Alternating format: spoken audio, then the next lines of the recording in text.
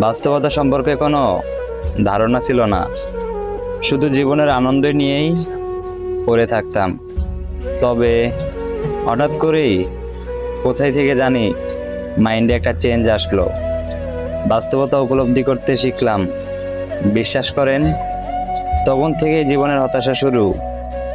এখন আফসোস করি, কেন যে বড় হলাম, কেন যে বুঝতে শিখলাম আগের লাইফটাই বেটার ছিল, সুখের ছিল।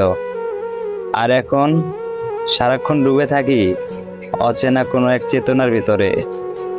পুরুষ কখনো সফল হতে চায় তার মা বাবার জন্য, কখনো সফল হতে চায় প্রিয়তমাকে পাওয়ার জন্য, আবার কখনো খেটে মরে স্ত্রী সন্তানের জন্য। যখন পুরুষ তার নিজের জন্য বাঁচতে চায়, তখন তার কাছে আর সময় থাকে না। পুরুষ বাঁচে